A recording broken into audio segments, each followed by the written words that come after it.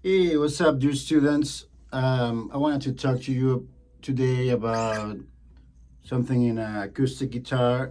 The song. It's Malted Milk. I heard it first by Clapton on his Unplugged album, which is basically the reason I started playing guitar in the first place.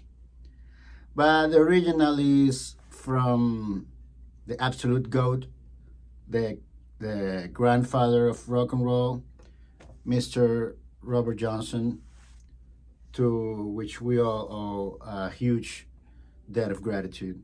So anyway, let's break it down. I'm gonna zoom in to break it down a little better.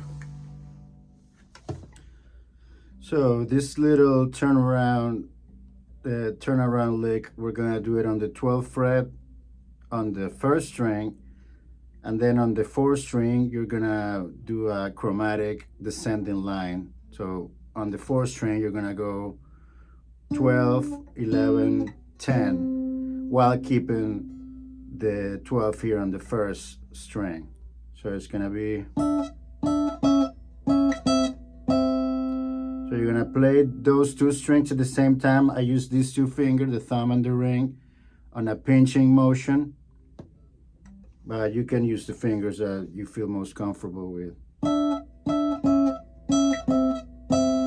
And then we're gonna play a B7 chord, which is gonna be made in this shape, which is the same shape as we would do an A7, but on the 4th and 5th fret. So the first finger pressing down on the 4th, 3rd, and 2nd string, and you can use either middle or ring finger on the first string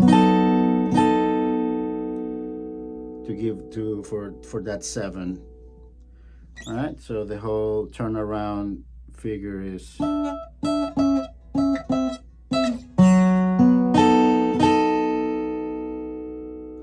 And then we start with the first verse. And it starts with an E7. I play it this way, which is the same shape as a C7, but we're gonna play it between the 5th and 7th fret. When you're playing an E7 in this shape, you can play the open 6th and open 1st string because it's the root of the chord, the E.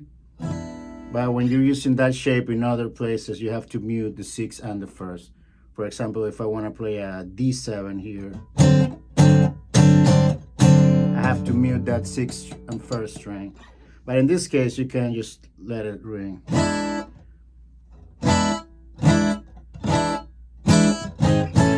And then A7, which is gonna be your regular F shape here on the 5th string, but without minus the pinky for that 7. And I like to slide into it from the 4th fret. So 3, 4, 2, 3, 4. Then there are bits of fills in there, or lead guitar parts, throwing in here and there. For example, it's gonna be this one with the 7th fret on the 1st string and 9th fret on the 2nd string. And then you move the whole thing 3 frets to the 10 and 12. So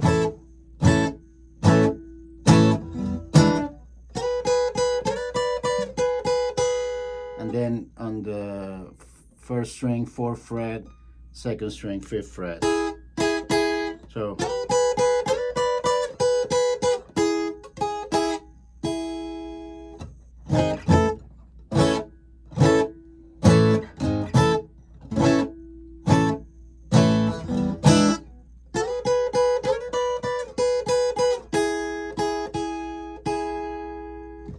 B7, which you can do it here as we did it before, or up here in the open position.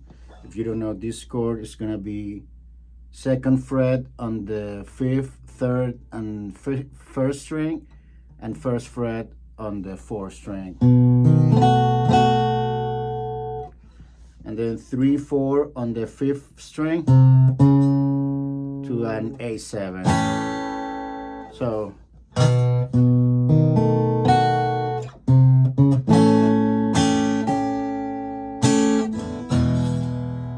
for the turnaround, we're gonna go with this chord, which is the same as the A7 we used, but it's gonna be a B7 because we're using it 2 frets above. Sorry, C sharp 7, and we're gonna go descending to a B7.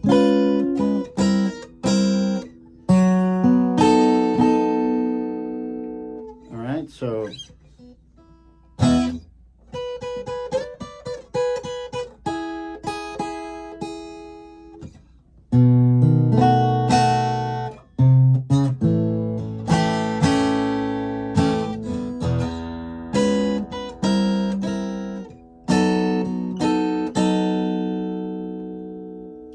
that's basically what we're gonna do for all 3 verses.